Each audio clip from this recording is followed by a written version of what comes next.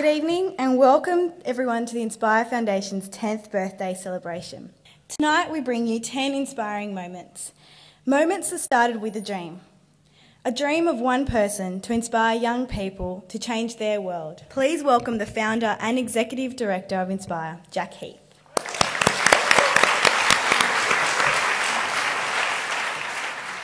Youth suicide rates in Australia are now down by 47% since we started our work.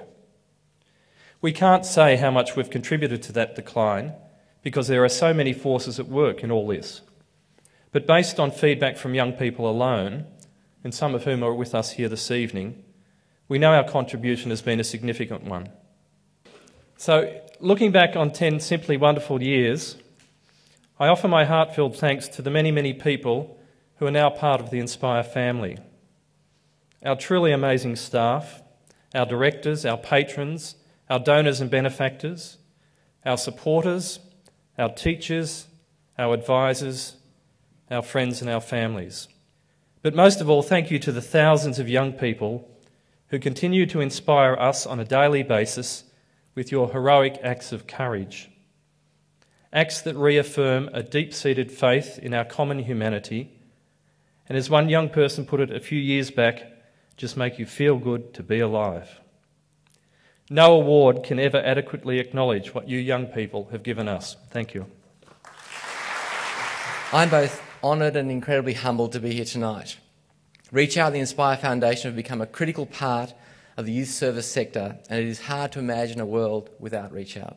I'm pretty sure that most of the people in this room, most of your friends, family members, colleagues, and basically most of the inhabitants of planet Earth have at some time felt a little lost, a little unsure, and a little screwed up. I know that when you do feel a little screwed up, it can feel as though things will never get better. In truth, they will. In the truth, you are fine. And in truth, services like Reach Out help you get there. At Reach Out, young people can get help, explore issues, and discover how others like them are coping with difficult times. School was totally crap today. The teacher kept banging on about the HSC exams in 4 weeks, and it just made me feel even worse. Wow, I can't believe Yvette Duncan went through tough times, and look how together she is now. It does make me feel better knowing I'm not the only one. I think everyone goes through a tough time at some point in their life. When I was younger, I went through a tough time myself, but I got through it, and I believe that I deserve to be happy. I finally did it. I went to the school counsellor. He was great help, and I got through the exams and felt really confident that I went okay. I also wrote a story about what I'd been through and submitted it to Reach Out. Dear Reach Out, I was blown away when I read Nathan's story. I'm going through some stuff like that at the moment, and it gives me a good feeling to know that someone else has been through and got through the same stuff I'm dealing with. I think I was just under 7 when I was in boarding school, and my father committed suicide, and I've never been able to really understand what drives it. All I do know is that isolation and not having people to talk to, not having someone you can reach out to, whether it be a school counsellor, going onto the line and talking with people online or talking directly, those are things that I think are fundamentally important. The Beanbag program is an initiative that Reach Out started up because a lot of young people do have difficulty to reach the internet and have access to the internet. During the school holidays, they had school holiday programs, and one of them was just photography. I got told the next day that there was a competition, so I should write about the photo I took. I didn't know how to use cameras before that, and now I do. I'm so talented. I had a lot of fun doing the Digital Eye program, editing it and taking the photo and writing about it. It was interesting, it was good, I liked it. Well, I can't tell you how delighted I am to be here celebrating 10 absolutely wonderful years of the Inspire Foundation. And it's been an immense pleasure to serve in the role of patron and to participate in many of the activities initiated by the Foundation over the past 10 years. Of course, Reach Out is an extraordinary, wonderful, innovative flagship of this Inspire Foundation.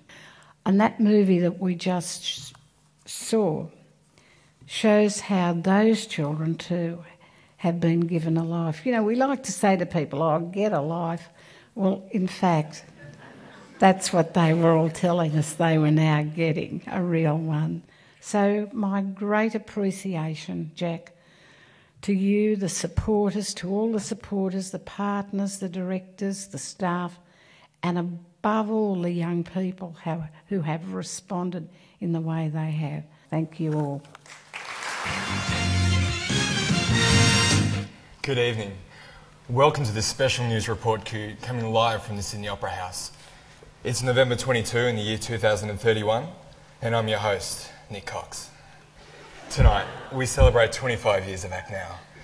Led by the active generation of the first part of the century, Act Now has driven social change like no other generation since the 1960s.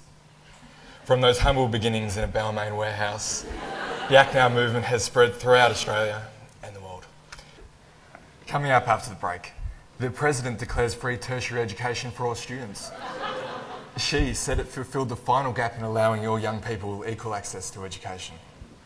Despite the fact that gross national profit has declined, the gross national happiness factor continues to rise in all countries. And Madonna, who turned 73 this year, has embarked on her 50th world tour, the Resurrection Tour. And finally, Jack Heath, the founder and visionary of the Inspire Foundation, steps aside after dedicating the last 40 years of his career to this cause. So stay tuned, there's more after the break. Each year in America, 3 million young people attempt suicide, and there is no service like Reach Out operating there.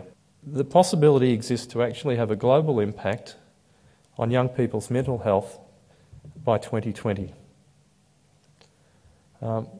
We speak to people, be it in the United States or people here, and people actually say, well, we believe that's possible. It's a challenge, but it just feels like we can do it. 'Cause you're my inspiration. You breathe life into me, give me strength when I need it. You are my foundation. You reach out your hand and you help me get back on my feet. Hi, I'm Sasha. I'm 18 years old and I live in Queensland. My dream is to see the current and future generations of young people in this world empowered to make change in their lives, in their community, in their country, and in their world.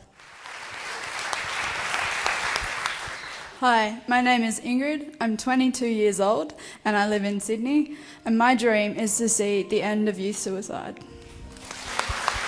You're my inspiration.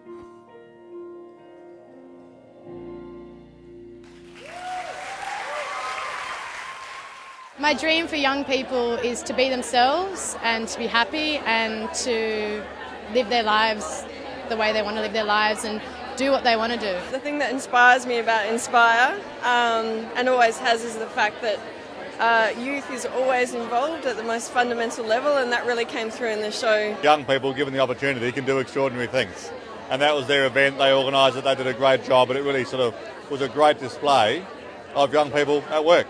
And now to think that people like Rupert Murdoch and others are getting behind it in the United States, that the Irish are now coming to us and saying, hey, can you bring Inspire to us and to the world? I feel very, very honoured and very proud. My dream for young people and for Inspire is that everybody gets access to Inspire, because Inspire allows any young person anywhere to really reach out and get the support that they need. I think one of the things that really crystallised, I guess just in the past week, is what the young people have given us. So when we start off, we talk about inspiring young people, but they are actually inspiring young people who are inspiring us.